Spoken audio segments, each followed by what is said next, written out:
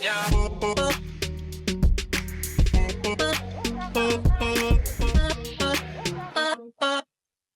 I think sometimes we're afraid to have a conversation because we're afraid that we may be swayed to do something other than what we've already decided that we're going to do, whether that's good, bad, or indifferent. We just don't want to encounter the turmoil or the back and forth of a discussion. Yeah. And what's interesting is we're both born in October. We're both, and although we bear the same astrological sign. Yeah, I'm a different kind of Libra than y'all. Oh my God. Let me tell you. You want to address everything. Yeah, you very confrontational. It's a whole bunch of y'all that I'm working with. You're my brothers and sisters and big brother, big baby. I'm a different kind of Libra, okay? Very confrontational. And confrontational? What? I am not confrontational. You are. We're going to get on this phone. I'm going to deal with this now. You think that's confrontational? I think it's the truth to confront. Yeah, but it's still what confrontational is. Being willing to confront something that clearly is a problem is different than being confrontational. I thought it was the same thing. No. You know what confrontational is? You tell me. Confrontational is when there's a business deal happening and you see something in writing and you want to say, well, you won't just go off on the people. Oh, I didn't. And I'm like, no, I'm not going to say anything. That's confrontational because there's another way I can handle what it is that you see. And then when I get a chance to talk to you, you're like, oh, that's a good way. Because what I'm looking to do is to preserve the relationship or the deal, your brand, your reputation, your reputation. If I was confrontational, we wouldn't even be sitting here right now. Oh, I thought confrontational just meant willing to address and confront all that there is to confront. Yeah, I think being a problem solver is willing to confront or address things. But being confrontational means confronting everything is my first response. Oh, yeah. Okay, no. I think. Right. You know, when you think about... If that is the definition, then no, I would not say that you are confrontational, but you are willing to confront. I am willing to confront. And everything that seems to be out of order. Yeah. You are looking to get it in order. Yeah. Right. Yeah. When it makes sense to do that. Right. Yeah. And for me, on the other hand, most of my early adult life has been, okay, can we fix this without going into great detail? Which is no, you can't. You have to go into what is it that scares you about detail? Because again, this is stuff we're talking about relationships. We're talking about you, pre-marriage, now divorced, having a new love in your life. For those who did not hear our other conversation, and really kind of work. This is what we're doing now, working through some of the details. What is it about details that scared you? In terms of a relationship. In a relationship, yeah. I don't know. I think it was something I heard in my early 20s. Just being easier was better, or if I was easier in terms of not nailing everything down or going through vast details, I would be more attractive to spend time with. Because then someone wouldn't have to deal with everything else that they have to deal with outside of a relationship. And how did that work out? Well, it's a falsehood one, right? And I think the more detailed you can become, the better off you are for knowing whether that person is right for you or not. Yeah. Yeah. Well, being detailed without being completely psychotic, crazy, off the chain, nutty. Yeah. Yeah. I know a few like that. Yeah. But being detailed, because here's the deal. Lack of details or lack of attention to details means lack of communication. But certainly something happens in the relationship, in an experience, during a conversation, or, during some kind of transaction. Something happens that you don't understand. And then you start to feel some type of way. Yeah, it's either you're going to ask for clarification, or you're going to back up off of it and be in wonder. Yeah, and then if you're in wonder, then you project what you think the other person may have been thinking, what they said, why they did it. Then you start to add up, when they did. And what happens when people do not communicate, everybody formulates their own opinion. Fill the black hole. And it's wrong. Right. It's almost always wrong. Yeah. It's never right. Right. It's never right. Right. I agree. And then you start to fill the black hole with darkness of your own thoughts, your own opinions. Nobody's saying anything to anybody else. I've got, so many examples of people who you're over here thinking this, and you're over here thinking that, and none of it is right. And it's being willing to let go of your own belief system that you think about someone else that opens a door to real understanding them and yourself. Yeah. No, I'm in complete agreement with that. It's just, for me, it feels like night and day as to how it is I communicate within a relationship. And then there are times where, okay, how do I address this? Which I know that I will. So what does that mean now? So before you did not want to talk about anything. So give me an example now. Now it would be, if we've planned, this is one thing for me. If we've already said A is going to happen, and then something comes along and now A can't happen. I used to have a problem with really trying to stretch myself to make A happen because I said that it was going to happen. Well, now in this relationship, not only because I trust him and he trusts me, I can say this is not going to happen this way. Yeah. Let's look at B or C. Let's find another alternative. And because he's been able to do the same with me, we have much more of a cohesiveness, and no one is running into a brick wall, so to speak. If in fact you find yourself in A knowing that it shouldn't have happened, and now the mood is funky, you know, it's not really going well. So for both of us to show up 100% for one another, we have to give our truths at all times. Let me tell you the most freeing experience to have in any relationship. So I've been married for 28 years. Most of my, isn't that something? Child, let me tell you. Hitting 30, about to hit 30. Yeah. But I have very long-standing relationships with sisters, people who, my sorors, our attorney, Deidre. I've got very, very long standing relationships. I don't have a lot of new quote unquote friends. Although I am open, we've embraced some people in the fold. But in any of these relationships, you know what the best feeling is? When we commit to something, we say, hey, it's going to happen. And then something happens in my life because I'm in the entertainment business, or something happens where, things just change. Steve Harvey show calls or whatever it is. And I call and say, hey, I can't make it. And they say, no problem. I understand. Oh my God. Yeah. The torture of trying to fit a square peg into a round hole, my square situation to the round, perfect circle that we created for whatever to happen. The best thing, and what it does is it builds trust instantly.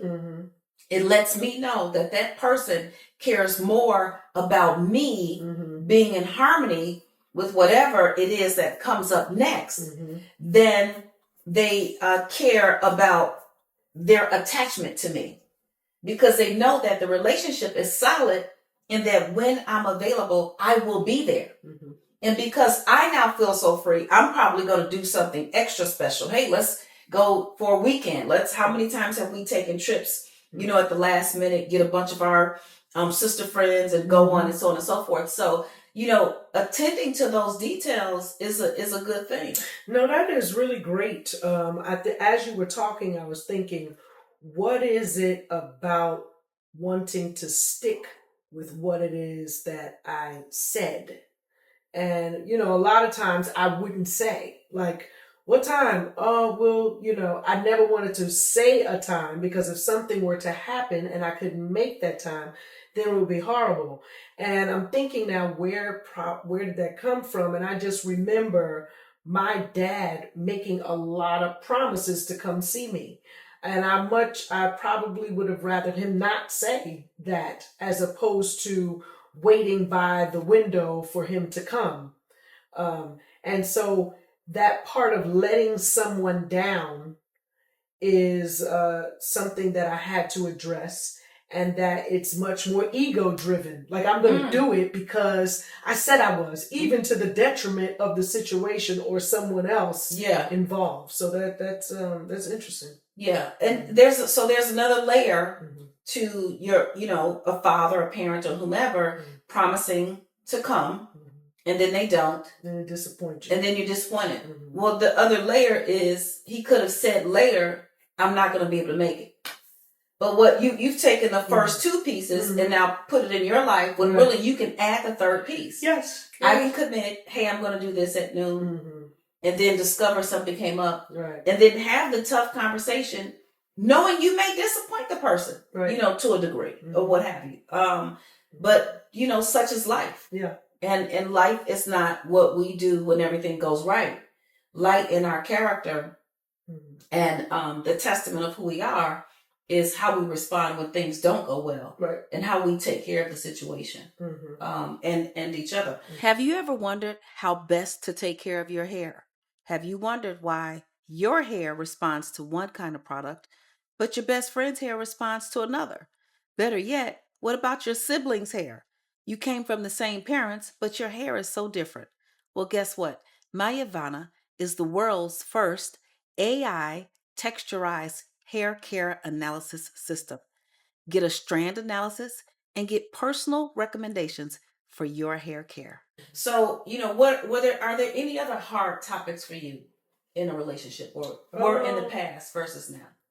Well, I think in the past, What about where have you been and where are you going? Well, the thing in the past, let me get to that. We'll go back to that.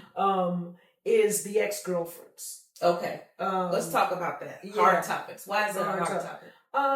Because they're not here anymore.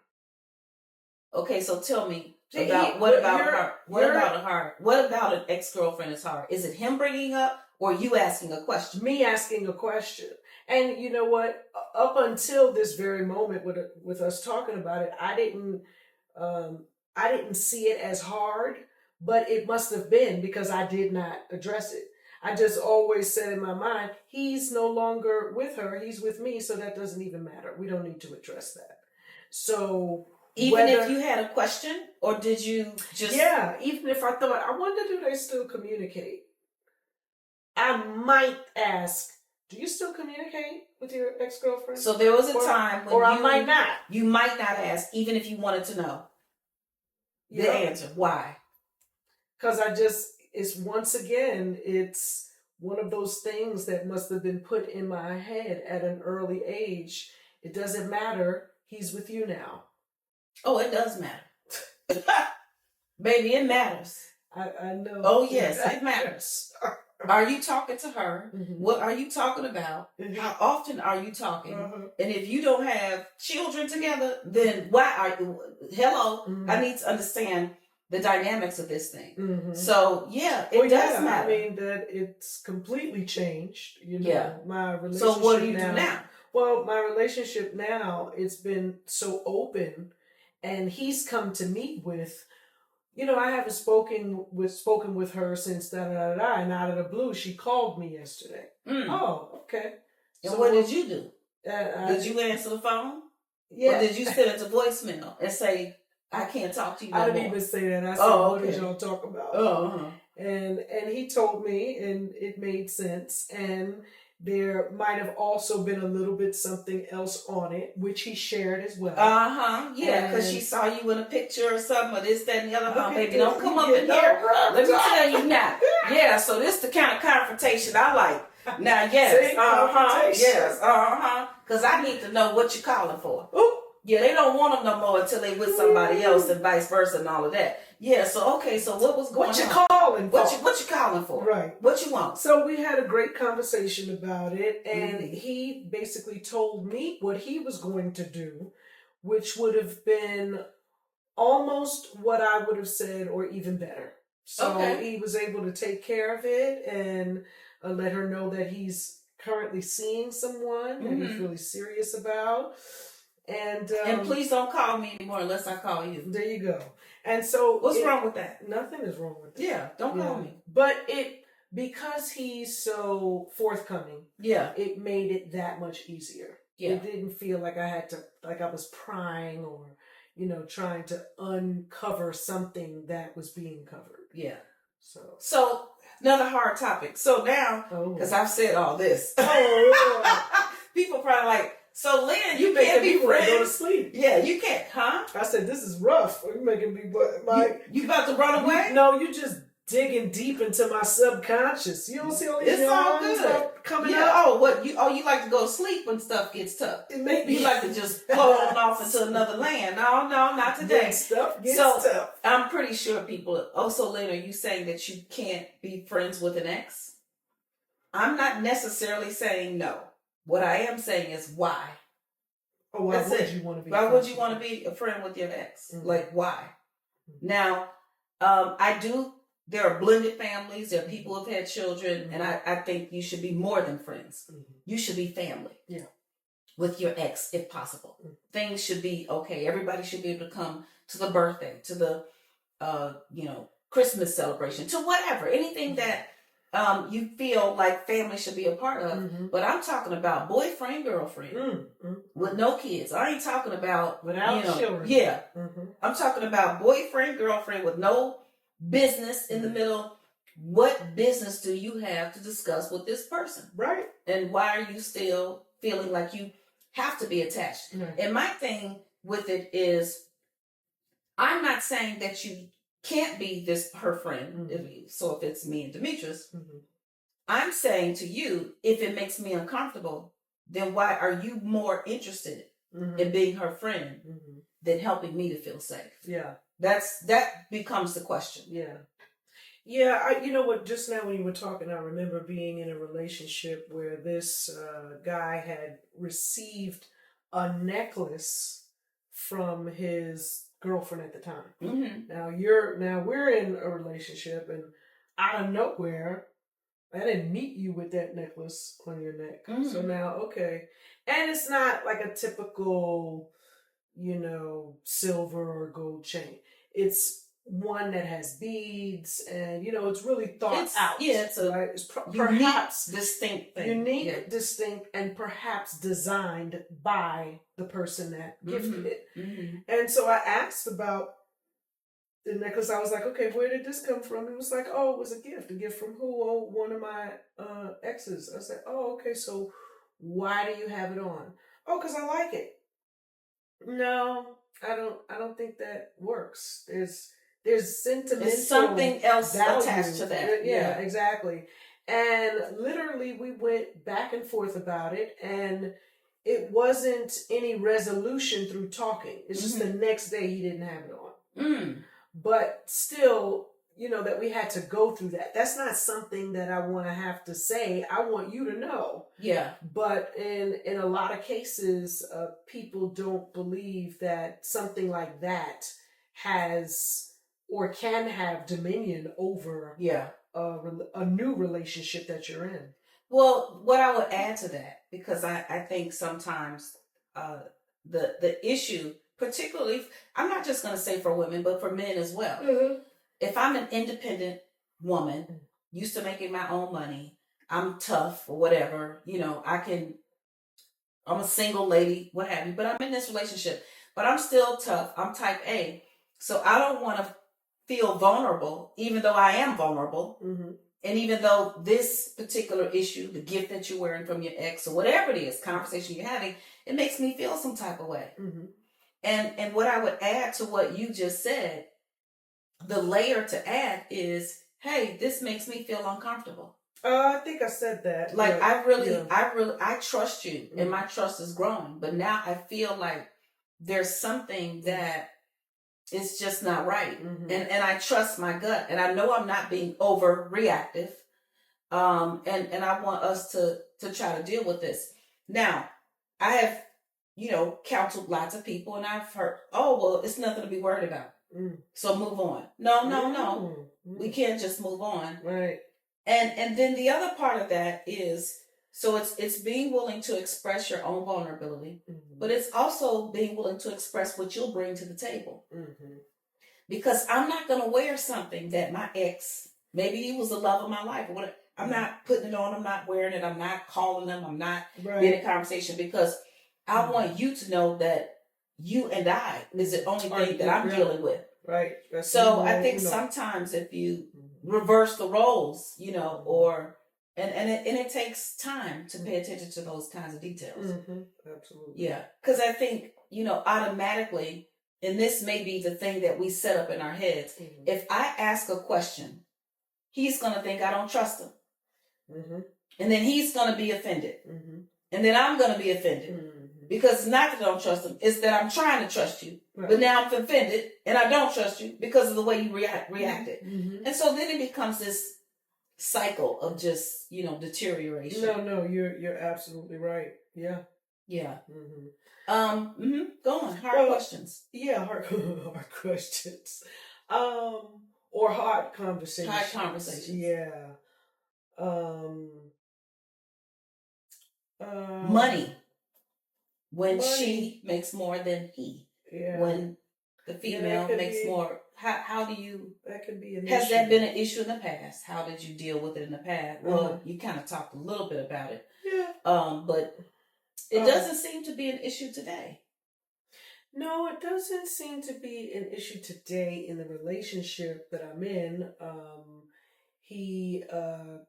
Well, and you know what? I can't say that it was in the past